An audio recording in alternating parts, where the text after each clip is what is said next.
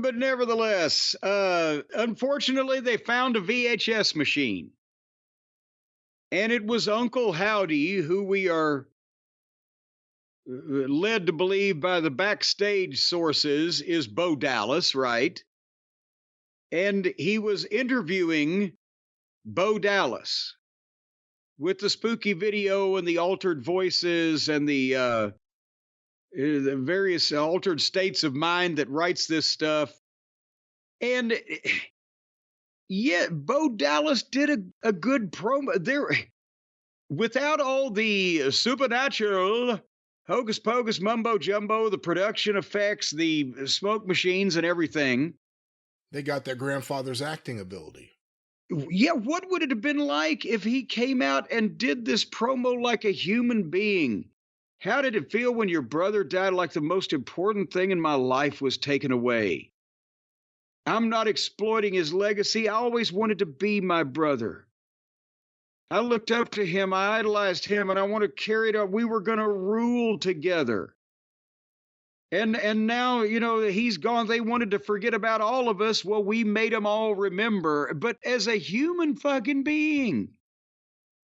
Because I don't, and do they need the post-production to put that together? It looks like that some of them, as you said, got Blackjack's promo ability, but like I was dubbing tapes like all the time. You know what I mean? That's like, it's weird to watch like them pretend to have a dub tape in 2024. Because what is this?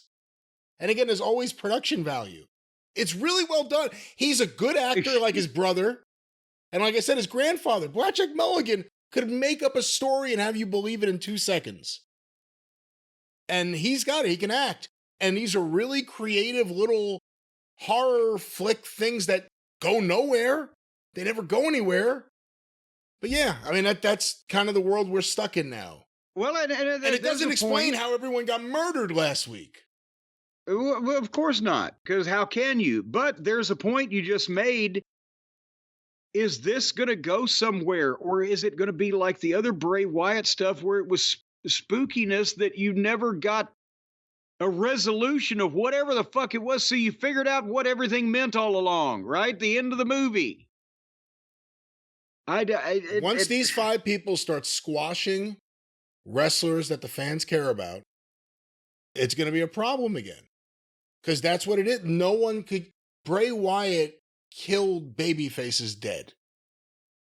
With the exception of LA Knight, who, you know, worked... Who actually, no, honestly, he killed LA Knight so dead that the fans felt sorry for him and resurrected him. You know what? That is true. So I remember us thinking, like, what the hell is going on here? Why are they booking this? And it backfired. Yeah. We'll see. I mean, the other thing is the height of, if you could say that, the height of the Bray Wyatt stuff was during a pandemic where they were doing those cinematic. Remember him and Braun Strowman in the swamp and he drowned him at the end? And then, of course, he had his match where he was burned. He was burned. It was the one with him and Cena where, you know... Fire and water. What's next? He's blown away in a tornado. That's the thing I worry about. There are people who think it's cool.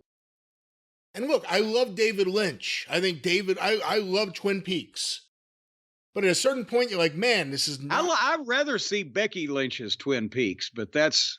That came out of nowhere. We're not even talking about Becky Lynch. But my point is, I like Twin Peaks. Even I can admit, it's still cool when he brought it back, but it went nowhere. It goes nowhere. It just goes nowhere. And that's fine if you're a filmmaker making your little films. I'm not saying little films to disparage David Lynch. Making your little films over there, David Lynch. But this is a segment in a professional wrestling show. This is not a standalone show. So I just feel like wrestling should kind of have one uniform universe that exists in. It should be a universe where these crazy people and these crazy things happen in a world of kayfabe, which means everything that's happening in the real world is happening here. It's just all of this is supposed to be real too. As opposed to, you know, now it's time for the science fiction portion of the show. Let's start the smoke machines. Smoke machine. I mean, God damn it, they're using smoke machines. Well, it's like a bar mitzvah. That's what I was saying earlier. If it can't possibly happen by the laws that we live under of gravity and physics and time and space, then just don't do it. Anyway, that's what happened at